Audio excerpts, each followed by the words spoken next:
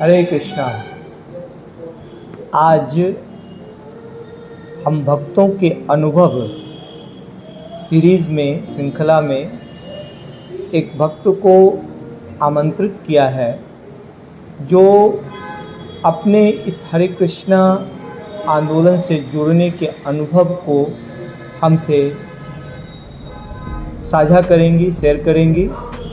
उनका नाम है साधना माता जी हैं और यहीं ऋषिकेश के पास में ही डोईवाला स्थान है, वहाँ रहती हैं, मंदिर में आती हैं। तो हम उनको इनवाइट करें हैं, वो जल्दी आने वाली हैं।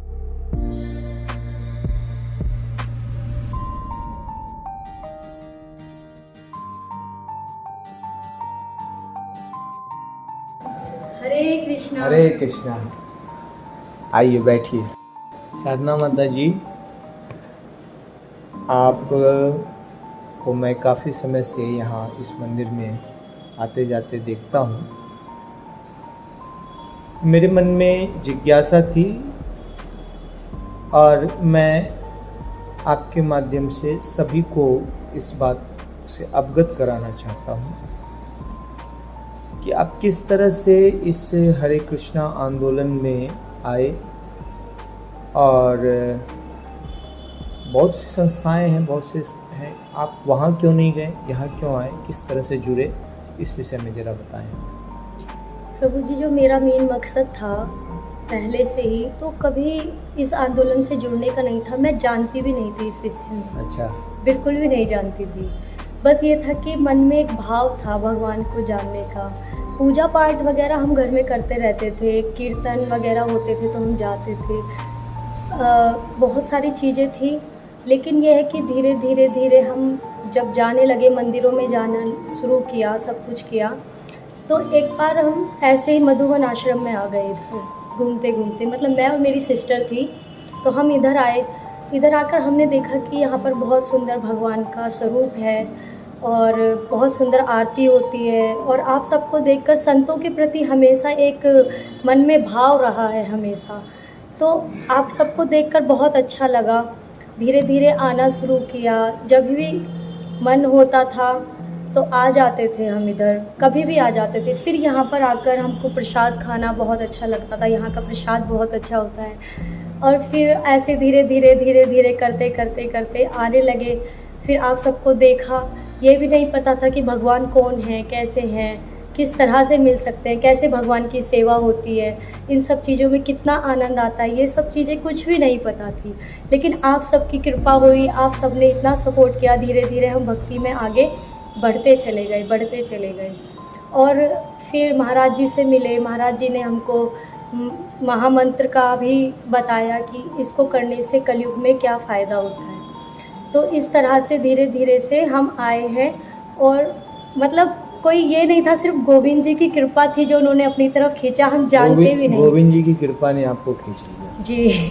बहुत अच्छा, एक चीज़ बताइए कि आपके घर में कैसा माहौल है? वहाँ आपके माता पिता और ये बहनें या भाई जो भी हैं, वो क्या भक्ति में रुचि रखते हैं, नहीं रखते हैं? उनका कैसा सहयोग है, कैसा है, पहले कैसा था, अब कैसा है, उस विषय में जरा हमें। प्रभु जी, हमारे दादाजी थे, पंडित जी थे, तो हम उस टाइम बहुत छोटे थे, लेकिन उनको देखते थे पूजा पाठ करते हुए तो अच्छा लगता था, मन में बहुत अच्छा भाव आता था। उसके बाद वो बहुत जल्दी चले गए हम सबको छोड़कर। तो फिर धीरे धीरे हमारे पिताजी भी करते थे पूजा। तो फिर उसके बाद ये हुआ कि उनको देख कर हमने भी पूजा करनी स्टार्ट कर दी। ये नहीं पता था कि पूजा करने से क्या होता है, ये कुछ नहीं पता था। सिर्फ ये था प्रभु जी की करनी थी पूजा की, अच्छा लगता था, मन को एक शांति मिलती थी। बहुत बचपन से मैं पूजा करती आ रही हूँ। व्रत वगैरह कोई भी व्रत होता था, कुछ होता था तो मैं ज़रूर करती, चाहे उसके विषय में पता है या नहीं पता है, बस करना है तो सिर्फ करना है। नवरात्रि के व्रत होते हैं, सावन के व्रत होते हैं, जो भी XYZ व्रत आते हैं तो हम करते थे। तो घर में थोड़ा भक्ति का माहौल था थोड़ा बहुत, लेकिन उतना ज़्यादा भी नहीं था। और श्री कृष्ण के बारे में तो हम बिल्कुल भी नहीं जानते थे। बस ये पता था कि भगवान है, जैसे और सब भगवान है ऐसे वो भी भगवान है। पहले तो यही नहीं पता था कि देवी देवता अलग हैं और भगवान अलग है, इन सब का भी कुछ नहीं पता था। लेकिन फिर धीरे धीरे जब हम बढ़ते गए तो मेरे मन में एक जिज्ञासा उठी। मैं कथाएं बहुत सुनती थी प्रभु जी, और जब मैं कथाएं सुनती थी तो मेरी समझ नहीं आता था क्या बोलते हैं क्या नहीं बोलते, कुछ समझ नहीं आता था। लेकिन एक मन के अंदर एक इच्छा थी कि बस सुननी है, अच्छा लगता था। मैं घर से बिना बताए कथाएं सुनने चली जाती थी, जहाँ पे कीर्तन होता था मैं चली जाती थी। मतलब ये था कि बहुत अच्छा लगता था मुझे। उसके बाद एक माता जी हमारे यहाँ कथा करने आई, तो उन माता जी से मैंने पूछा भगवान के विषय में, तो उन्होंने मेरे को कुछ कुछ बताया। धीरे धीरे जिज्ञासा थी ना, अंदर से जानने की जिज्ञासा थी, तो धीरे धीरे उन्होंने कुछ मेरे को बताया, तो फिर और जिज्ञासा बढ़ने लगी। फिर ऐसे ही जब हम इधर आने लगे तो भगवान को देखा। भगवान का स्वरूप ही इतना सुंदर है कि उनको तो देखते ही हर कोई मोहित हो जाता है। अब क्या हुआ कि जब हम इधर आए तो आप लोगों से इतनी जान पहचान हुई, सब कुछ हुआ। मतलब आपने हमको भक्ति में और आगे धीरे धीरे धीरे बढ़ाया इस चीज़ को। मतलब ये कि मेन उतना ज़्यादा घर में फोकस नहीं था भक्ति के ऊपर, लेकिन आज के टाइम पे हमारे घर में हर कोई भगवान की भक्ति में लीन है। चाहे वो कोई भी सेवा हो, खाना बनाने की, उनको खिलाने की हो, उनको नहलाने की हो, उनके वस्त्र, मतलब कुछ भी XYZ अगर हमारे घर में आता है तो पहले हम भगवान को भोग लगाते हैं, अर्पण करते हैं, उसके बाद ही हम पाते हैं। अच्छा, आपने बताया कि आपके घर में बचपन से ही माहौल था पूजा पाठ आदि का, लेकिन अक्सर घरों में ऐसा होता है कि उनका खान पान अलग होता है। जो हम लोग की संस्था में जैसे हम लोग प्याज लहसुन नहीं खाते हैं, भगवान को भोग लगा के पूजन करते हैं, तो जब लोग इस से जुड़ते हैं और वो इन नियमों का पालन करना चाहते हैं तो अक्सर घर में एक अवरोध सा होता है। तो क्या आपके साथ भी ऐसा कुछ रहा, और फिर रहा तो आपने उसको किस तरह से हैंडल किया, किस तरह से आप अब कैसा चल रहा है? और जैसे आप बता रहे हैं कि अब तो करते हैं सब, तो आप उसके विषय में ज़रा बताएं। प्रभु जी, कठिनाइयाँ तो बहुत आई हैं बहुत ज़्यादा कठिनाइयाँ आई हैं, क्योंकि कोई भी पेरेंट्स नहीं चाहते कि हमारे बच्चे भक्ति में जाए। ये हमारे देश का बहुत बड़ा दुर्भाग्य है, क्योंकि हर चीज़ के लिए सपोर्ट करता है, चाहे समाज हो या फिर फैमिली हो, आप नौकरी में जाओ, आप किसी भी क्षेत्र में जाओ, हर चीज़ के लिए सपोर्ट होता है। लेकिन आप भक्ति में जाते हो तो बहुत सपोर्ट नहीं मिल पाता है, आपको बहुत कम मिल पाता है। तो इसके लिए तो बहुत कठिनाइयाँ आई हैं प्रभु जी जीवन में। किस तरह की कठिनाइयाँ? जैसे प्रभु जी, जब मैं यहाँ फर्स्ट टाइम आई थी, महाराज जी से मिली, महाराज जी ने मेरे को माला का महामंत्र दिया, माला पर कि बोला कि आप महामंत्र को कीजिए। तो प्रभु जी उसमें ये हुआ कि मैंने घर में नहीं बताया कि मैं वहाँ गई हूँ और मैंने महामंत्र स्टार्ट किया है। तो मैं चोरी छुप छुप के करती थी प्रभु जी घर में बस मेरा मन था कि मुझे करना है। कभी दुनिया से डरते थे, छुप छुप प्यार जी करते जी जी अब पर्दा हटा बैठे तो क्या डरना है तो छुप छुप के प्रभु जी घर में किया करते थे। तो लेकिन एक दिन क्या, अब कोई भी चीज़ होती है ना, अंधेरे में ज़्यादा दिन नहीं रह सकती है, कहीं कभी ना कभी सामने आ ही जाती है। तो धीरे धीरे जब घर वालों को इस चीज़ का पता चला तो थोड़ा सा विरोध किया गया इस चीज़ का घर में कि नहीं, ये चीज़ सही नहीं है। थोड़ा सा कि बहुत ज़्यादा? मतलब बहुत ज़्यादा ही समझ लीजिए मतलब उन्होंने बोला आप कहाँ सीख कर आए हो ये सब चीज़ें, कहाँ से सीखा है, कहाँ करते हो। मतलब घर में बताया नहीं था कि मैं इन सब चीज़ों में आगे जा रही हूँ। विरोध तो हुआ, फिर उसके बाद बोला गया, लेकिन फिर भी प्रभु जी मैंने छोड़ा नहीं, मैं करती गई। मैं अब प्रभु का नाम लेकर करती रही। मैंने कहा चाहे कुछ भी, कितनी भी कठिनाई, क्योंकि मैंने पढ़ा था, कहीं सुना भी है कि जितने भक्त होते हैं उनके जीवन में कठिनाइयाँ बहुत ज़्यादा आती हैं। तो उसके बाद मैंने स्टार्ट किया। उसके बाद क्या हुआ प्रभु जी, हमारे यहाँ ना लड्डू गोपाल जी ये सब नहीं थे। तो फिर यहाँ पर आकर जब आप सब ने हमको बताया कि भगवान की सेवा करनी चाहिए, भगवान को भोग लगाना चाहिए, उस चीज़ों से बहुत अच्छा फील होता है। मतलब तो हमारे घर में लड्डू गोपाल जी आए। लड्डू गोपाल जी पहले से थे एक और आए। तो फिर जब मैं भोग लगाती थी प्रभु जी, तो घर वाले बोलते थे क्या करती है, भगवान कौन सा खाने आ रहे हैं, ये है वो है, ऐसे ऐसे करके थोड़ी कठिनाइयाँ आती थी। लेकिन फिर भी प्रभु जी मैं क्या करती थी, कभी ड्राई फ्रूट्स लगा दिया, कभी फ्रूट्स लगा दिया, कभी दूध। मतलब ये था कि भगवान के प्रति ये था कि जैसे भी हो भगवान की सेवा हो जाए। फिर धीरे धीरे करके क्या हुआ कि हमने भगवान को जो भी हम बनाते थे वो भोग अर्पण करना शुरू कर दिया। जब हमने अर्पण करना शुरू कर दिया तो उसमें भी थोड़ा विरोध होना शुरू हो गया कि ये सब चीज़ें अच्छी नहीं हैं, हम लहसुन प्याज नहीं वो छोड़ सकते, क्योंकि हम खाते थे पहले ये सब चीज़ें। इवन हम मांस मछली भी जी खाते थे? इवन हम नॉन वेज भी खाते थे, लेकिन मेरे पिताजी नहीं खाते थे कभी भी, तो ये सब मैं खुद खाती थी। लेकिन उससे पहले मैं अपने घर में श्रीमद् भागवत जी लाई थी, तो जब से मैंने वो पढ़ना स्टार्ट किया था तो मैंने ये सब चीज़ें छोड़ दी थी। लेकिन फिर भी लहसुन प्याज मैं फिर भी खाती थी।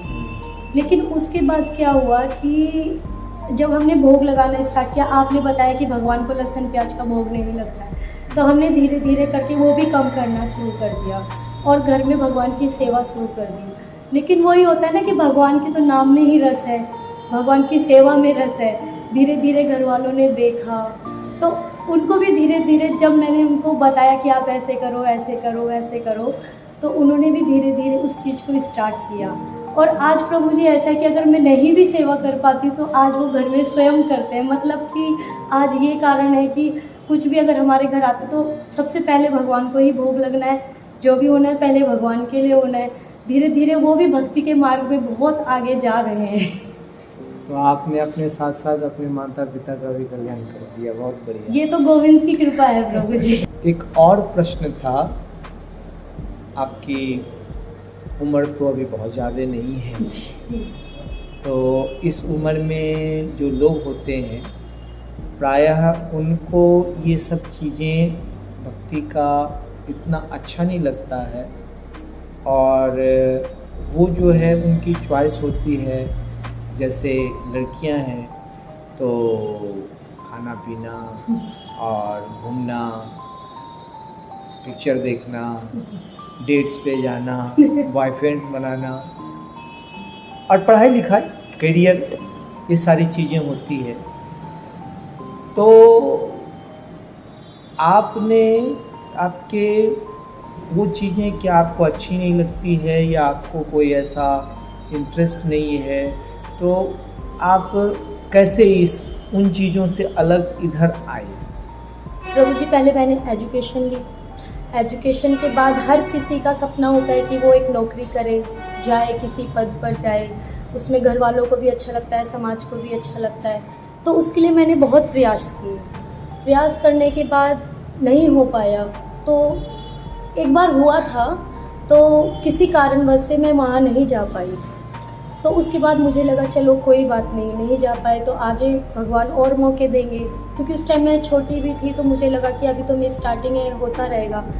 तो उसके बाद मैंने पढ़ाई कंप्लीट करने के बाद एक सोचा कि मैं अब क्या करूं। आपको मैंने पहले भी बताया कि मैं कथाएं सुनती रहती थी सब कुछ, तो ये था कि मैं कथा सुनकर मुझे लगा कि मेरे को भी कथा करनी चाहिए। ये हुआ। उसके बाद जैसे आपने बोला कि आजकल की लड़कियों को ये पसंद है, ये सब कुछ पसंद है, घूमना फिरना, तो ऐसा मेरे को घूमना फिरना तो पसंद है, बट मैं अकेले घूमती हूँ। मेरे को किसी के साथ की ज़रूरत नहीं होती है, क्योंकि यहाँ तक भी पहुँचने में प्रभु जी मैंने अकेले ही जो भी संघर्ष आज तक किया है वो अकेले ही किया है। कभी किसी के साथ घूमना फिरना ये सब चीज़ें मेरे को पसंद नहीं है। रही बॉयफ्रेंड ये सब चीज़ें, इन सब में कोई फोकस नहीं रहा, कभी इंटरेस्ट ही नहीं रहा कि ये सब, क्योंकि मेन जो मकसद था ये था, दिमाग में वही चल रहा था कि किसी तरह से उस पद पर पहुंचा जाए, कथा करी जाए किसी भी तरीके से। ये पता नहीं है कैसे करना है, वहाँ तक कैसे पहुँचते, ये कुछ भी नहीं पता है। लेकिन गोविंद जी ने ऐसी कृपा की, धीरे धीरे इधर बढ़ाया किया। लेकिन कहते हैं ना कि भगवान की माया बहुत प्रबल है। उसके बाद भी काफ़ी टाइम हो चुका है मुझे भक्ति में आकर धीरे धीरे, लेकिन उसके बाद भी कभी मन हो जाता था ये करो, कभी मन होता था वो करो, कभी मन होता है छोड़ दो, कभी लगता है भक्ति भी बेकार है, संसार भी बेकार है, कभी कुछ समझ नहीं आता है। लेकिन फिर भी हरि नाम जो आप लोगों से हमको मिला है, हरि नाम, उसका सहारा लेकर हम आगे धीरे धीरे बढ़ रहे हैं। और आप सबकी कृपा रहेगी तो जो जीवन का मेन मकसद है उस पर भी ज़रूर पहुंच जाएगी। बहुत अच्छा। आपके इस कन्वर्सेशन से, बातचीत से हमें ये लगा कि आप भक्ति करना चाहती हैं अपने जीवन में और प्रचार करना चाहती हैं, कथाएं करना चाहती हैं। बहुत अच्छा है, शुभकामनाएं हमारी आप ये कर पाएँ, भगवान आपको शक्ति दे। अगर आपको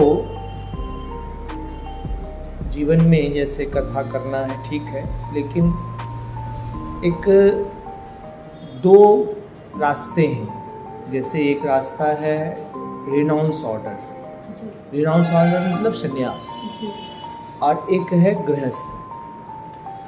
जो हमारे शास्त्रों में बताया जाता है कि जो लेडीज हैं, स्त्रियां हैं, उनको घर में ही रहना चाहिए और उनके लिए ऐसा नियम बताया जाता है कि उनको बालपन में पिता के अधीन रहना चाहिए और युवावस्था में जो है सुपति के साथ रहना चाहिए, और जब वो बूढ़ी हो जाती हैं तो बच्चों के साथ रहना चाहिए। मतलब स्वतंत्र नहीं रहने के लिए कहा गया है। तो उन सब चीज़ों को देखते हुए आप अपने जीवन में क्या प्लान करती हैं? प्रभु जी, अपने जीवन में अभी तो मैंने यही सोचा है कि मैं भी भगवान की सेवा में रहूं और निरंतर प्रभु मेरे से सेवा लेते रहें जीवन भर। मेरा एक मेन मकसद तो पहले यही है कि भगवान की सेवा में ही रहूं, लेकिन फिर भी समाज को देखते हुए और घर वालों की टेंशन को देखते हुए थोड़ा सा लगता है कि अगर जब माँ बाप नहीं रहेंगे तो हम आगे चलकर क्या करेंगे। और बहुत सारी चीज़ें माइंड में चलती रहती है, क्योंकि घर वाले हैं तो थोड़ा परेशान भी होते हैं। माँ बाप हैं आखिर तो उनका दिल है, लगता है कि बेटी कैसे रहेगी आगे, क्योंकि समाज भी थोड़ा ठीक नहीं है आजकल के टाइम पे। तो प्रभु जी, मैंने सोचा है अभी शास्त्र भी अलाउ नहीं करता, शास्त्र भी अलाउ नहीं करता है, पर फिर भी प्रभु जी मैंने ये सोचा है कि अभी तो मैं भगवान की सेवा में ही रहूँगी, लेकिन फिर भी उसके बाद कुछ कोई हम जैसे भक्त हैं नहीं, सेवा में तो रहना ही है जी, पूरे जीवन रहना है। लेकिन सेवाएं दो तरह से हो सकती है, या तो हम गृहस्थ जीवन में रह करके कर सकते हैं या गृहस्थ जीवन छोड़ के रह सकते हैं, केवल अपना पूरा जीवन जो है डिवोटेड करें हम भगवान की सेवा के लिए।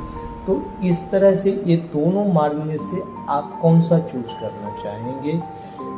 वही बता रहे हो प्रभु जी मैं आपको। जैसे गृहस्थ जीवन आप बता रहे हो, गीता में भी लिखा है कि गृहस्थ में रहकर भी हम भगवान की प्राप्ति कर सकते हैं। बिल्कुल कर सकते हैं। तो ऐसा नहीं है कि मैं संन्यास लेना चाहती हूँ, मेरे को गृहस्थ नहीं लेना है, मैं गृहस्थ भी लूँगी, लेकिन प्रभु जी उसके लिए क्या है कि भक्त हो, यदि परिवार फैमिली भक्त हो, अपने जैसे हो, जो ये ना कहे कि आप भक्ति क्यों कर रहे हो, हमको रोके नहीं टोके नहीं, क्योंकि जो पहले से खुद होगा भक्त तो हमको रोकेगा नहीं।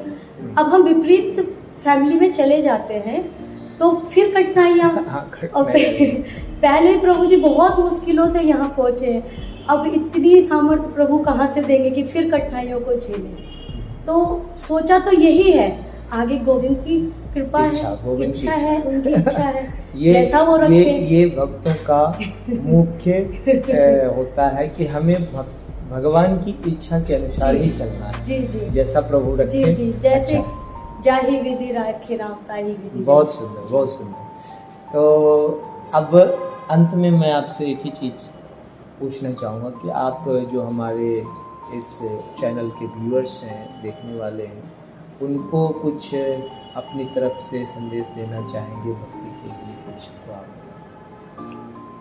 प्रभु जी मैं तो यही संदेश देना चाहूँगी कि संसार में कुछ नहीं है, दुख आले है। जिसको शास्त्रों में ही दुख आले बताया, तो इसमें लोग सुख ढूंढते हैं। सुख मिलेगा कहाँ से प्रभु? जब दुख आले तो सुख कहाँ से मिलेगा? लेकिन उसमें भी भगवान ने बहुत अच्छा दिया है कि हरि का नाम लेकर आप जहाँ हो, जैसे हो, जिस अवस्था में हो, भगवान का नाम ले सकते हो। तो मैं यही संदेश देना चाहूँगी कि भक्ति मार्ग में हर कोई आगे बढ़े, भक्ति मार्ग में हर कोई आगे बढ़े और जितना हो सके हरि का प्रचार करें। यही मैं संदेश युवा पीढ़ी को देना चाहूँगी। बहुत सुंदर, आपने अपने जीवन के अनुभव हमसे साझा किया। मैं जो आपके सारे का कंक्लूजन ये निकाला है कि हमें भक्ति करना चाहिए और दूसरों को भी प्रेरित करना चाहिए। यही है इस जीवन का लक्ष्य और इसी में हमें आगे बढ़ना चाहिए। तो आपका बहुत बहुत धन्यवाद, आपने ये जो हमसे शेयर किया। हरे कृष्ण। हरे